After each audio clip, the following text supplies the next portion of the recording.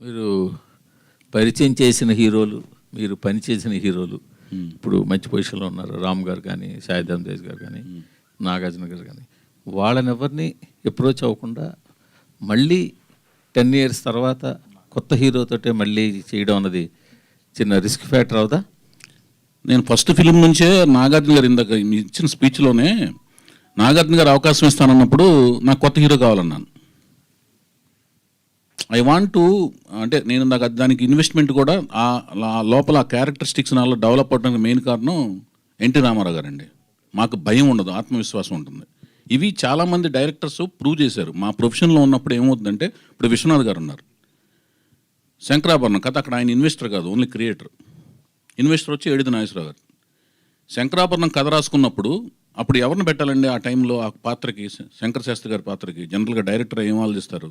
రామారావు గారిను, నాగేశ్వరరావు గారిని లాంటి వాడిని పెట్టాలనుకుంటారు. మంజు భార్గవ్ గారి క్యారెక్టర్ని ఎవరు పెట్టాలనుకుంటారు? అప్పుడు ఇంకో ఏదో ఫెమిలియర్ క్యారెక్టర్ని ఎవరైనా పెడదాం అనుకుంటారు. మంజు భార్గవ్ గారికి అప్పుడు మలయాళం సినిమాల ద్వారా వేరే ఇమేజ్ ఉంది. ఆవిడని దిగొచ్చి ఆ ప్రముఖ క్యారెక్టర్లో ఆవిడకు ఒక సంగీతం పట్ల, సాహిత్యం పట్ల ఒక మక్కువ ఉన్న క్యారెక్టర్ కింద పెట్టారు ఆవిడని. ఓకేనండి. శాస్త్రి గారి కిందేమో, అదే శంకర శాస్త్రి గారి కిందేమో ఒక పెద్ద హీరో దగ్గరికి వెళ్లకుండా ఒక కొత్త అతను దిగుచ్చి పెట్టారు. దానికి ఏంటంటే డైరెక్టర్కు ఉన్న శక్తి, ఆత్మవిశ్వాసంతోనే ఆ స్క్రిప్ట్ నేను ఆ పోర్ట్రేట్ చేయగలిగిన శక్తి ఉంటుంది. నాకు అసలు ఏమీ భయం లేదండి, ఇన్సెక్యూరిటీ లేదు. ఇన్సెక్యూరిటీ లేనప్పుడే, అంటే ఇప్పుడు వెళ్ళిపోయి అతను వెళ్ళి అడిగేద్దాం, నేను క్రియేట్ చేసిన రామ్ దగ్గరికి వెళ్ళి అడుగుదాం, అలాగే ఆలోచన రాదు నాకు. మరి ఆ ఇన్సెక్యూరిటీ లేనప్పుడు ఎన్టీఆర్ ఫ్యామిలీ నుంచి తెచ్చుకోవడం, ఎన్టీఆర్ బ్యాన్ రైడ్ చేయడం ఎందుకు? నేను వెతుకుతున్నా కొత్త హీరోని ఎవరైనా తీసుకురావచ్చు. అదేనండి, మీరు అడిగేది ఏంటంటే అతనే ఎందుకు అని మీకు ఫీలింగ్. నేను చెప్పేది ఏంటంటే లేదు, ఆత్మవిశ్వాసం లేదు. అంటే మీకు ఏంటంటే నాకు నచ్చకపోతే ఇతనే తీసుకొని అంటున్నా. అది కాదు సార్, ఆత్మవిశ్వాసం ఉన్నప్పుడు ఒక కొత్త వేరే చేసి చూపించే కదా. ఇప్పుడు ఆదిత్య ఓం ఉన్నాడు, ఉత్తరప్రదేశ్ అతను, నాకు తెలియదు, 1 year బ్యాక్ తెలుసు నాకు. అతను 1 year బ్యాక్ అతను వేరండి. I promise and I swear అండి, you can enquiry check with Aditya Om also. నేను హీరోయిన్ కోసం వెళ్తే అతను కనపడ్డాడు నాకు. ఇది వెరైటీగా ఎనర్జెటిక్గా ఉన్నాడే, ఫంకీ స్టైల్లో చాలా బాగున్నాడు. నాకు సుష్మా కౌల్ దగ్గర ఆ హీరోయిన్ పంపించమంటే ఇతను కూడా పంపించింది, బాగున్నాడు. అతను ఫాదర్ మదర్ ఎవరో నాకు తెలియదు. నేను లాస్ట్ 1 year బ్యాక్ తెలుసుకున్నాను, ఐ స్వేర్. సో వాళ్ళ ఫాదర్ అంట ఒక IAS officer, mother Samajwadi MLA అంట, నాకు తెలియదు.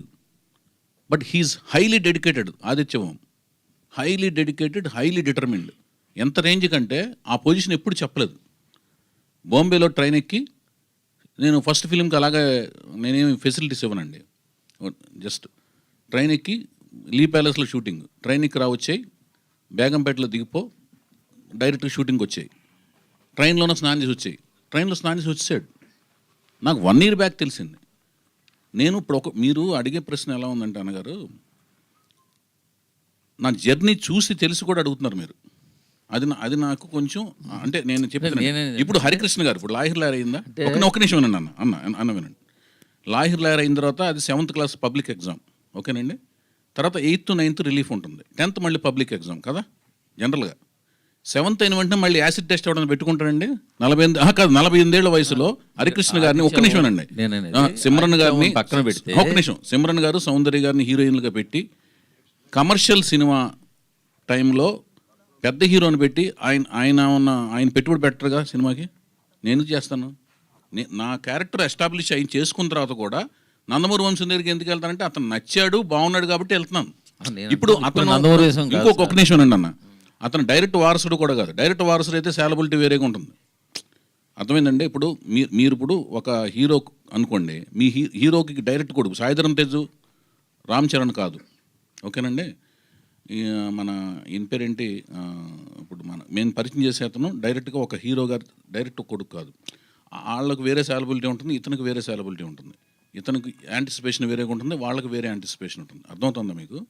సో ఇక్కడ మీరు ఏం ఆలోచించాలంటే, వైబిఎస్ చౌదరి జర్నీ ఏంటి, అతను తీసుకునే రిస్క్ ఏంటి, అతని క్యాలిక్యులేషన్స్ ఏంటి, అతను దేని మీద స్టిక్ అయ్యి వెళ్తాడు అనే దాని మీద మీరు నా జర్నీని కూడా అసెస్మెంట్ చేసి. మీ జర్నీ చూస్తేనే మీరు ఆదిత్య హోమం పక్కన పెడితే, ఆదిత్యం కాదు హరికృష్ణ గారితో 3 సినిమాలు ఎవరైనా తీయగలరా? హరికృష్ణ గారు కాదండి, మీరు రాముని పరిచయం చేశారు. ఒక్క నిమిషం సినిమా వారసుడే. రామ్ సినిమా వారసుడు కాదు, రామ్ సినిమా వారసుడు అయితే రవికిషోర్ గారు ప్రొడ్యూస్ చేయాలి. నేను ఎందుకు ప్రొడ్యూస్ చేయాలి? ప్రొడ్యూస్ కాదండి, కాదు కాదు మూర్తి గారు ఒక్క మాటనండి. ప్రొడ్యూస్ చేయటం అనేది it's not an easy job. Ram మీద ఒక్క రూపాయి సాలబిలిటీ ఉండదు. 10 కోట్లు రిలీజ్ రోజున డబ్బులు పోయినాయి అన్నారు. 10 కోట్లు ఖర్చు అయింది నాకు. ఆస్తులన్నీ నా అన్ని స్టేకులో ఉన్నాయి. నేను మళ్ళీ శాటిలైట్ రైట్స్ తక్కువ రేటుకి అమ్మి వాటిల్ని జీటీవీకి తక్కువ రేటుకి అమ్మి, జీటీవీ రాఘవేంద్ర రెడ్డిని అడిగితే తెలుస్తుంది, పబ్లిసిటీ చేసి ఆడియన్స్ ఎవరు లేరు థియేటర్ల దగ్గర. 4 వారాలు థియేటర్ల చుట్టూ తిరిగి నేను థియేటర్లో జనం ఉన్నారన్నట్టుగా మైకులతో మాట్లాడేవాడిని. బ్రహ్మాండంగా ఉన్నారు జనం, ఆనందంగా ఉంది నాకు. జనాలు మైకులు తిప్పదనేవాడిని. విజయవంతం చేసినందుకు ఆనందంగా ఉంది అని మాట్లాడేవాడిని. ఇవన్నీ నిజాలండి, ఫ్యాక్ట్స్. అది నెమ్మదిగా రొటేట్ అయ్యింది. లాహిర్ నా సినిమాలు, నా విజయాలన్నీ ఈజీగా రాలేదు అన్నగారు, మీరు చెప్పే జాగ్రత్తగానండి. 11న దేవదాస్ రిలీజ్ అయింది, జనవరి 11. 12న స్టైల్ పడింది నెత్తి మీద. స్టైల్ ఏంటంటే ఇండస్ట్రీలో ఫస్ట్ ఆఫ్ ఇట్స్ కైండ్ లాగా చిరంజీవి గారు గెస్ట్ అపిరెన్స్, ఒక మాస్ పెద్ద బిగ్గెస్ట్ మాస్ హీరో, ఒక బిగ్గెస్ట్ క్లాస్ హీరో నాగార్జున గారు గెస్ట్ అపిరెన్స్, లారెన్స్. స్టైల్ పడింది, దెబ్బ కుదేలైపోయింది నా సినిమా. 11వ తారీఖు రిలీజ్ చేయరు. యాక్చువల్గా లవ్ స్టోరీలు చూసే సీజన్ సంక్రాంతి సీజన్ కాదు, లవ్ స్టోరీలు వెళ్ళరు. 12 స్టైల్ నా సినిమా పడుకుంది. 13 చుక్కల్లో చంద్రుడు, ఆఫ్టర్ నువ్వు వస్తానంటే వద్దంటాను, హార్ట్ థ్రోబ్ అనమాట సిద్ధార్థ. నా యూత్ కూడా వెళ్ళిపోయారు, నా దగ్గర థియేటర్ దగ్గర జనాలు లేరు. 13న లక్ష్మి, పొంగల్, కరెక్ట్గా పొంగల్ సినిమాది. దానికి ఎవరు లేడు, కాలేజీలు ఓపెన్ అయినాయి, పొంగల్ అంతా సినిమాలు డిస్ట్రిబ్యూటర్ లెటర్లు ఇచ్చారు, టెర్మినేషన్ లెటర్స్. అక్కడి నుంచి నేను 13, 14 తారీఖులు అప్పటికప్పుడు తక్కువ డబ్బులకి, అంటే అంతకుముందు వచ్చిన ఆఫర్ కాదనుకుని చాలా తక్కువ డబ్బులకి, రీజన్ డబ్బులకి జీటీవీకి శాటిలైట్ రైట్స్ అమ్మేసి డబ్బులు పట్టుకుని తిరిగి 4 వారాలు తిరిగితే 4 వారాల తర్వాత పికప్ అయింది. హిస్టరీ అనమాట. 17 సెంటర్లు 175 డేస్ ఆడింది. తర్వాత 2 సెంటర్లు 175 డేస్. తీసిన థియేటర్ నుంచి మళ్ళీ తీసేసారు. ఈ సక్సెస్ తక్కువ అంచనట్లేదు, తక్కువ కాదు. నేను అనేది రాము కాదండి. ఎలా చెప్తున్నా అంటే కొత్త వాళ్ళతో చేస్తున్నాను, కొత్త వాళ్ళని ఎంచుకుంటున్నాను. మీరు ఎంచుకునే వాళ్ళంతా ఇండస్ట్రీలో ఒక సెర్టన్ బ్యాకప్ ఉన్న వాళ్ళే ఎంచుకుంటున్నారు. లాహిర్ ఎలాంటి సినిమా మీరు ఎన్టీఆర్ అభిమానం మీకు ఉంది, కానీ దాన్ని ఎక్కువగా చెప్పి అంటే దాన్ని కూడా సినిమాకి వాడుతున్నట్టుగా అన్ని అంటున్నాను. కాదు మీరు అంటాం కాదు, మీరు గుర్తించట్లేదని నేను అంటున్నాను. లాహిరి హరికృష్ణ గారు ఈనాటే మెయిన్ స్ట్రీమ్ ఒక జంట. హరికృష్ణ గారు భానుప్రియ గారు ఇప్పుడు సీరియల్స్లో యాక్ట్ చేస్తున్నారు. హరికృష్ణ భానుప్రియ ఒక జంట.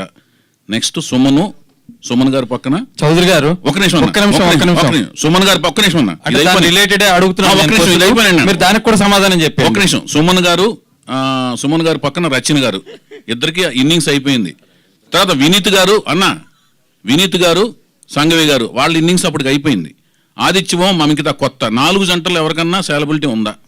వాళ్ళ మీద 1 కోటి నుంచి 1,50,00,000 సినిమా తీస్తే మేబీ సినిమా రిలీజ్ చేయడానికి ప్రోత్సాహం రావచ్చు. ఓకేనండి. 3,90,00,000 సినిమా తీసా నా సొంత. అప్పటికి నా అపార్ట్మెంట్ తాకట్టు పెట్టాను. నా భార్య నగలు, మా మదర్ నగలు, మా అత్తగారి నగలు అన్ని రిలీజ్ టైంకి అన్ని స్టేక్లో ఉన్నాయి. ఆ రోజున ఇప్పుడు చెప్తున్నాను, మర్చిపోయాను అసలు విషయం. రామోజీరావు గారు థియేటర్ ఎక్స్ప్లాయిటేషన్ మీద ఫైనాన్స్ చేయకపోతే ఈ సినిమా రిలీజ్ అయ్యే కాదు.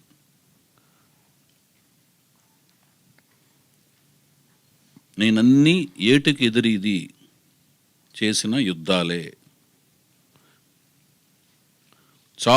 చావుకి మనం భయపడకూడదు, చావే మనం చూసి భయపడాలి. మందుని వేసుకుని దొనపోతలా తిరగడం కాదు. అది కానీ అన్నీ నేను నా క్యారెక్టర్లోంచి వచ్చే డైలాగులు. లాహిర్లో నా తల్లిదండ్రులు క్షేమంగా ఉన్నారంటే ఏమరపాటు నా కళ్ళకు మైకం కమ్మవచ్చు. వాళ్ళు ప్రమాదంలో ఉన్నారంటే నా కంటి పాప పెద్దదవుతుంది, లోకమంతా పెద్దదిగా కనపడుతుంది, జాగ్రత్త పెరుగుతుంది. రండిరా అంటాడు చూడండి, అది నా డైలాగే. 100 మంది వెళ్ళి ఒక్కడిని చంపడం కాదురా సీమ సంస్కృతి, ఒక్కడే 100 మందికి సమాధానం చెప్పడం. మొదటి తిన్నాళ్ళు మీరు చేశారు, రెండోది నేను చేసి చూపిస్తా. ఇవన్నీ ఏంటంటే క్యారెక్టరిస్టిక్స్. మనిషి అంటే ఊరికినే నాకేం అలవాట్లు లేవండి చెప్తున్నాను.